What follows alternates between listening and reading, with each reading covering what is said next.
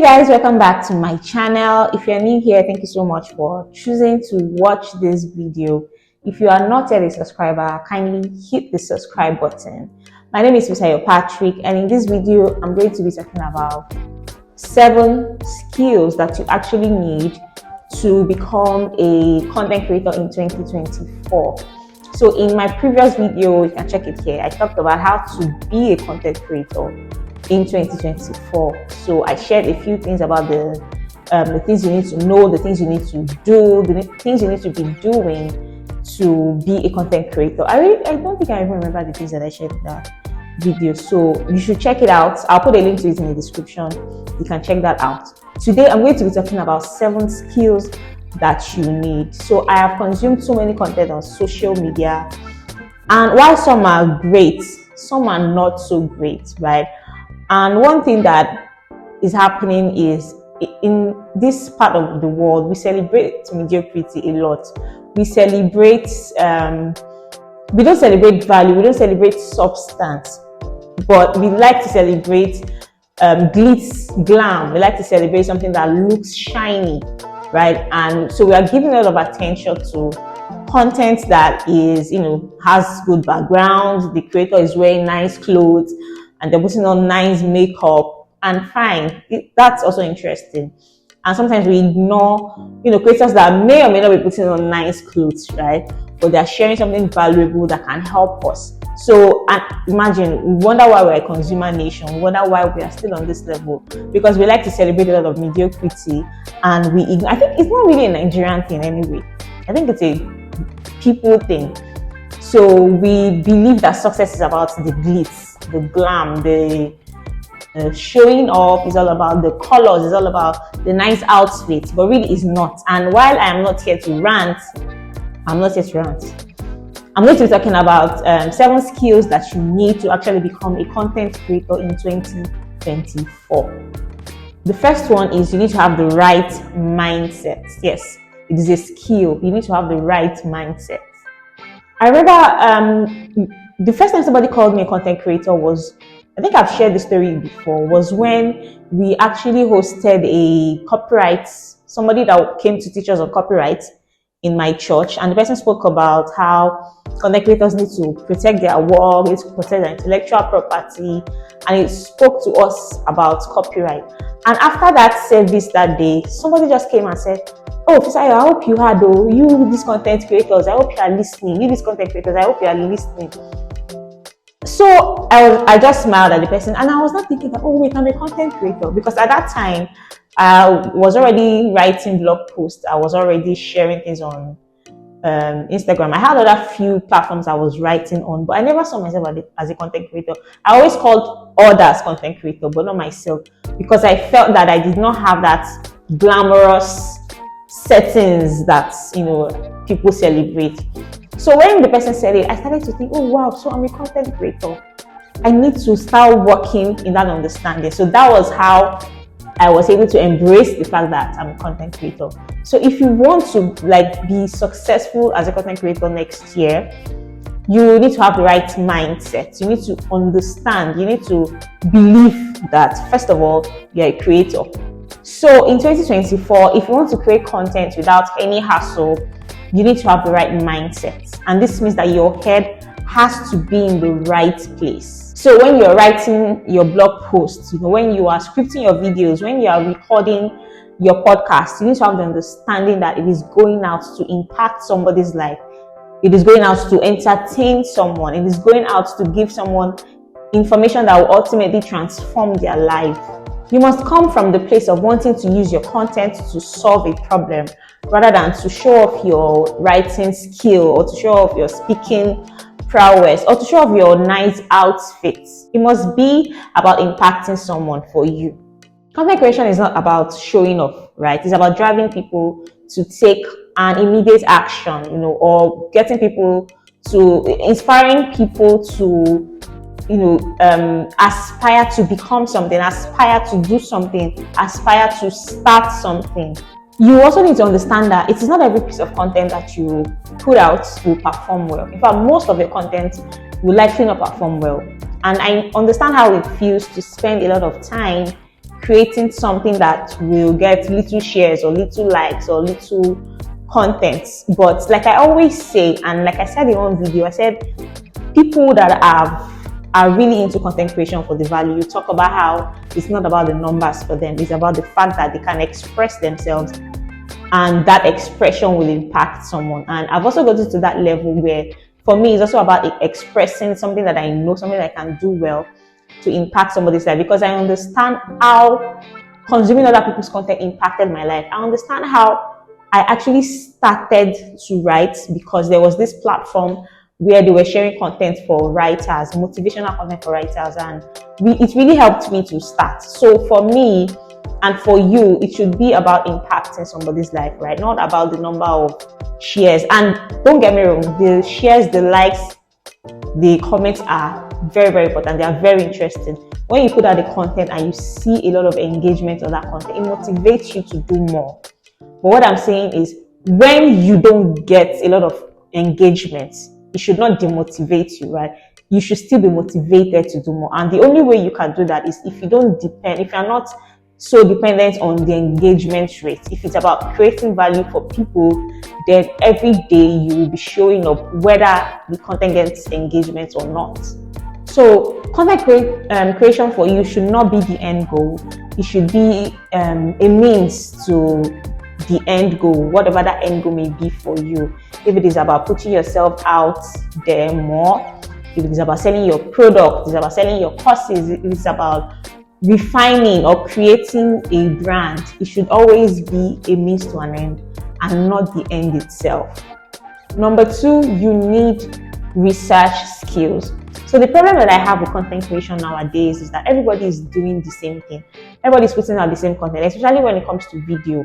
So a few days ago, I was scrolling through Instagram and I saw a group of people create a video promoting a particular large concert happening in December. And, I liked it and I scrolled up for that, only to find another group of people promoting another concert using the same method in the previous video, using the same song. I think it was on Instagram Reels. And I scrolled further and I saw it again. Another group of people promoting another event or something using the same song. So I now told the person that was beside me that everybody's just doing the same thing. It's becoming so boring. And I understand that people want to use trending audio, especially when it comes to TikTok videos. People want to use, what is trending.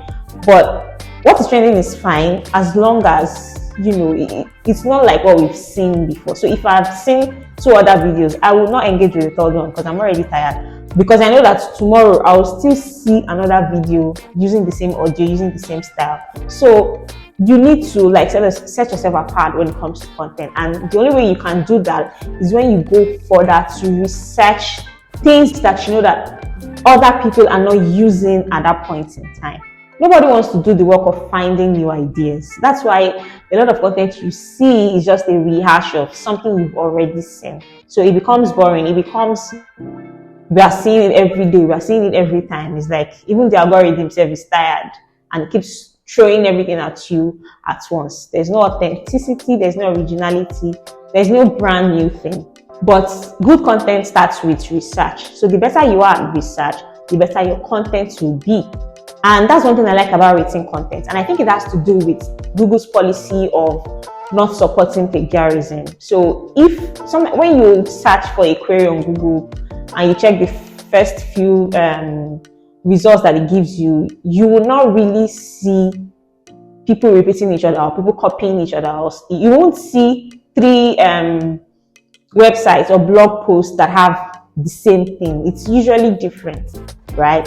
So I think YouTube has that too. They don't like to promote reused video. So, but it goes beyond Google. Don't just stop at a Google search.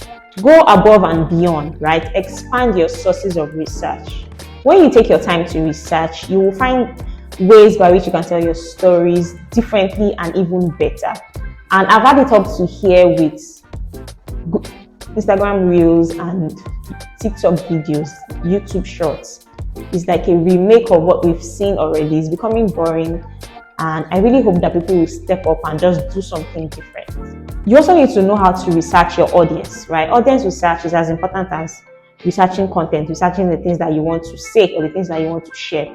Because if you research your audience and you know who they truly are and what they truly need, you'll be able to create content that will meet them at the point of their needs, or you'll be able to create products that will meet them at the point of their needs. And when your contents drive them to what you sell or to what you do, there's synergy. Number 3 is planning. So I have a blog currently, and before this blog, I had one that failed. So when it failed, I created a YouTube channel and I started to show up only on YouTube. Then I started so at that time, I was also reading on repurposing. I was reading a lot on repurposing, and I started to pray that the opportunity comes for me to open another blog so that I can repurpose content. I had all the scripts for the videos that I had done somewhere, so I was ready to repurpose into blog posts. Like, I just knew what to do. I was eager to start repurposing into a blog. So eventually, when the blog came, I began to try to repurpose, and I found out that it's not as easy as anybody thinks. Repurposing is not that as easy. You need to. So what I figured out was that I needed to build momentum. So if you're a content creator and you have more than one platform, you need to know how to plan. You need to be able to plan how you can repurpose your YouTube scripts into blog posts or into little slides on carousel or into LinkedIn posts and so on and so forth. It is a whole lot. Content creation is really simple, but content planning is where a lot of creators fail. So you need to know how to plan. And I'm not talking about creating a strategy, and that's pretty easy. What I'm talking about is coming up with those small steps that you take every day that will now compound until you're able to accomplish your goal. So you need to plan for next week. You need to plan for next month. You need to plan for next quarter. You need to plan your short-term and your long-term goals. You need to have a big picture mindset when you're creating platforms. It's a whole lot. So there are a lot of tools that can help you to do that. And I tried one earlier this year, but I can't remember the name of it. And the reason I can't remember was because it didn't give me what I really wanted. But there are a lot of tools that can help you do it. So what I do is, let me just give you my own style. So the first thing that I like to write is my YouTube script. So I write a script for the YouTube video, and then when the script is ready, I copy it into my blog platform. But I don't publish the scripts, because my blog posts, I love when they are longer, because the longer they are, the more chances you have of getting seen on Google, the more SEO you can do with it. So I flesh it out on blog. And because I'm first a writer, I have to always write things down before I can say, before I can shoot and all of that. So I'm able to develop on those points very well, like very well. And then I publish it on my blog posts, right? So I now go back to my script and see what I can change out, see what I can remove from the blog post to the YouTube scripts. And then I shoot the content, the YouTube content, and also publish it. So the script now is, sometimes I copy it and maybe paste it on LinkedIn once in a while. Other times, just create something from scratch for LinkedIn, because I really like LinkedIn to feel really professional. So that same thing, I copy each number, because all my YouTube videos are lists. All my blog posts are also lists. So I just copy it and then put it on I have a template on Canva for Instagram carousel. So I just post it on my Instagram. But I try to make my Instagram carousels really short. So I don't copy word for word as it is. I just edit it, remove some things, add some things, make it short and concise, and put it on carousel. And then I publish. So for Reels and TikTok, what I just do is I don't cut out part of my YouTube video. I don't cut, like what I'm saying now. I can't cut it out and put it on Reels or TikTok. I don't like it like that. I feel that the substance is not really gotten. So I just take one point from the things that I have shared on YouTube. I just talk about it in my reel or in my reel, publish it, and also carry it and put it on TikTok. So it's a mouthful and it's a handful, but it's repurposing. And like I said, it's one of the things we need to know how to plan, it's part of the planning skill that I talked about. So it's a whole lot. Planning is a whole lot. And if you're a content creator, you need to be able to plan. And I've seen content creators who do not like to repurpose. So it means they are constantly coming up with different things for different social media platforms. So if you want to really be successful with content creation in 2024, you need to know how to plan. Number 4 is storytelling. Great content is great storytelling. And if you notice all the points that I've shared, the first 3 points that I've shared, I've actually started with a story or infused the story into it. Storytelling is really important to know how to tell your stories through content. I have a newsletter where I literally share things from my life. I don't like to really post my life on social media. And if you've been following me on Instagram, you see that I don't really post my life. Sometimes I post random stuff of where I am and people can't really figure it out. Not because I'm an overly private person. I just don't think it's necessary, because what's my private life? How is my private life helping anybody? Parts of my private life, yes, but not all of my private life. But on my newsletter, or in my newsletter, I talk about it and I storify all my content. I always storify my content. If you really want to be a part of it, you can click the link. I'll put a link to it in the subscription box. I don't overwhelm people with content. I maybe once a month or twice a month or maybe 3 times a month if I'm feeling like it. But I love to tell stories a lot. And the one I'm currently writing is about a few guys that I've dated and how I do not like them looking back now. So I'll put a link to it in the description box. You can subscribe to it. Bottom line is learn how to share your stories through content creation. Simple. I think those people that wear very nice outfits and shoot in very nice houses, put a lot of stories in their content, I think that's why people love them. Number 5 is writing. If you want to be a good content creator, you need to know how to write. And, I believe that writing is the foundation for everything. If you want to start a business and you want to be good, you want to succeed in your business, you need to know how to write. You need to write. You're going to be writing letters. If you run an online business, you're going to be writing emails. You're going to be writing cold emails, all those formalities and all of that. You need to be able to write captions, copies, content. You need to be able to write proposals, so many things. If you're a freelancer, you need to know how to write. Because if you're a content creator, writing is very important. You'll be writing scripts for your videos. This video now has a script on my laptop here. This is my script. I don't know if you can see it, but they are prompts. So I've written what I'm going to say here, what I'm going to say here, the story I'm going to infuse here, the story I'm going to infuse there. But they have points, and I can speak without writing prompts or anything. But this is a video. And because I'm teaching, I need to write points. I can't just write from my head. So you need to know how to write. Writing is a life skill. If you want to be able to communicate your message effectively, you need to be able to express yourself in words. And not just any kind of words, but words that sell, right? You need to be able to write copies that are compelling, copies that will drive people to buy, to order, to do the desired action, any action you want them to do. You need to be able to use power words in your copy. You need to be able to put a sense of urgency. You basically need to learn copywriting if you're a content creator. You need to learn copywriting.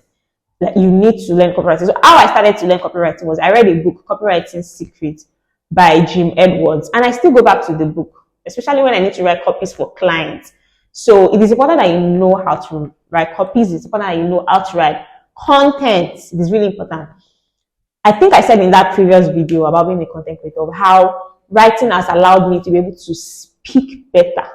Writing has allowed me to be able to write better. It has allowed me to be able to get clarity in my thoughts. So I can compartmentalize my thoughts. I can share my thoughts easily. Let me toot my own for a bit.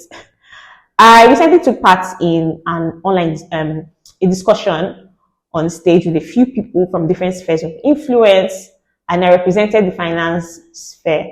So before I went up, somebody, they just told me that I will be speaking. They didn't really tell me what I will be speaking on. So on that day was when they were not saying, oh, this is what you say, this is what you say. So I told the organizer that, I don't know, what will I do? I don't know what to say. Or something. I didn't remember, I didn't prepare. And then someone came to me and said, all these things that you are saying, you are just saying it. I know you. By the time you get up to the stage now, it just flows. It's like you are graced for it. And I was very happy when the person said it. In fact, I wish I had recorded it so that I would be replaying it. So by the time I was telling somebody about what the person said, I was like, oh, this person said so. They said that. The person also said, well, it's true. So writing has been writing is one of the things that helped me to do. Sorry, my glasses is getting foggy because of the air condition. By the way, nothing's wrong with me. I can see without glasses. It just helps, makes me look cooler and prevents light. Anyway, so that's what writing helps you to do. So you need to learn how to write. Then the sixth thing you need to learn is analytics. You need to learn how to do analytics. So like if you manage social media pages for clients, they want to know the number of people that engage with their content. They want to know the number of people. They want to know the number of people that came to their website, number of people that did this, number of people that did that. And you need to be able to do that. And if you are a blogger, if you're a content writer, and you have a website that you manage, you can use Google Analytics to do that. And for me, learning Google Analytics has a learning curve, honestly. It was really difficult for me at the beginning, but I'm getting the hang of it. So you need to learn how to use Google Analytics. You also need to learn how to interpret, learn how to use, which is pretty easy, the analytics tool on your social media platforms. Instagram has its own. I think other platforms have their own too. So analytics will help you know who does what is happening, what causes this to happen, what does not cause this to happen. For instance, on my Instagram analytics, I know that a lot of men engage with my content more than women, and I don't know why. Maybe because I'm cool. And I know that it's people between the ages of 24 to 34 that engage with my content, maybe because that's the age bracket that I am in. So I'm able to know that the kind of people that resonate with my content are people like me, people that also create content, people that like to do online stuff, people that are sort of geeky. Analytics has helped me to know that. Analytics has also helped me to report on progress of my clients' social media platform. So you need to learn how to use analytics. And I'm not talking about obsessing over the statistics, obsessing over numbers. I'm talking about interpreting analytics so that you can create better content. Last but not the least is design. You need to learn how to design. You need to learn how to do design and do, present your work in a design format. I read an article a blog post where the writer said that you need to use design at every opportunity. So for me, what I started to do was if I had any presentation, if I had to teach, if I had to like create a proposal, if I had to submit any work, I always use design. I always use design to do my work. So if I do any presentation or any proposal, you can't see me writing long text. I like to use design because people relate more with visuals. So you need to learn how to do design. I remember when, after like I said, after somebody called me a content creator and I started to believe that I was a content creator, I started to learn design. And there was this graphic designer that were friends. We used to work together on the same project. And this guy was beginning to give me, there was a time we had an argument where he designed something and I had to correct it because the client didn't want that. And we had an argument. I was talking about how I was trying to take his job. I don't really like to share this because the guy and I are on cool terms. Anyway, I learned how to use design. I started to use it. And the reason I wanted to say this story is one thing that I told the guy was that I'm a content creator. I need to know how to design. I'm not learning design because I want to take your job. I'm learning design because I need it. I need to know it. So thank God for Canva. Canva has really helped me. All these proposals, all these PowerPoints that I'm talking about, I use Canva all the time. So you need to learn how to design your thumbnails if you're a YouTuber. You need to learn how to use design for anything because